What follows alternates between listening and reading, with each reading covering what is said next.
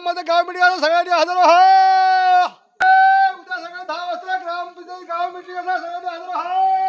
होय मंडळी, ही दौंडी तुम्ही ऐकलास काय? आणि ऐकलंय म्हणून तर मी आता पाडगावच्या ग्रामपंचायतीत इलय. ही असं आमच्या पाडगावची ग्रामपंचायत. हय फक्त मीच येऊक नाही तर गावातले सगळे नागरिक पण इलेले असत. आमच्या पाडगावच्या ग्रामपंचायतीत कसली तरी आज एक प्रायव्हेट मीटिंग असा. त्या मीटिंगसाठीच तर गावातले सगळे नागरिक आता हय जमलेले असत. आता ग्रामपंचायतच्या मीटिंगला सुरुवात झाली. त्यानंतर एक एक विषय मांडण्यात इलो. गावातले सगळे लोक थंय येऊन बसले. आम्ही फक्त काय थंय जाऊन ऐकूचा काम केलं हो. गावाक बोलवल्यानी म्हणून आम्ही थंय गेलो. तर ह्या व्हिडिओच्या माध्यमातून तुमका सगळ्यांका माका काय सांगूचं असा, आता सध्या मोबाईलचो जमानो असा हो. 4 लोका जमा करूची म्हटली मोबाईलला एक मेसेज टाकलो किंवा कॉल करून जरी सांगितलं तरी लोका जमतात. मंडळी पूर्वी कसा होता, गावात एखादी जर सभा ठेवची झाली, गावात एखादो जर काय कार्यक्रम असलो आणि त्यासाठी जर लोका जमा करूची असली तर त्यावेळी टेलिफोन किंवा असली कसली यंत्रणा नव्हती जी फास्ट मध्ये लोकांपर्यंत पोहोचतील आणि लोका जमा होती. तर अशा पद्धतीने त्यावेळी दौंडी दिली जायची आणि त्याच दौंडीच्या आदेशानुसार गावातली सगळी लोका मीटिंगच्या ठिकाणी हजर व्हायची. हे असत आमच्या गावचे रक्षक अरुण काका. आमच्या गावात कसलोही कार्यक्रम असू देतो, ग्रामपंचायतची मीटिंग, खयच्या तरी देवळातली सप्त्याची मीटिंग, त्याचबरोबर कसल्या तरी उत्सवाची मीटिंग आणि ह्या सगळ्या कार्यक्रमांची दौंडी देण्याचा काम हे अरुण काकाच करतात.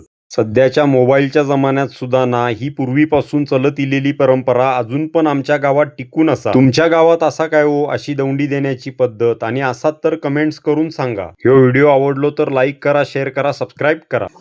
उद्या सकाळी 10 वाजता ग्राममध्ये गाव मीटिंग सगळ्यांनी हजर व्हा.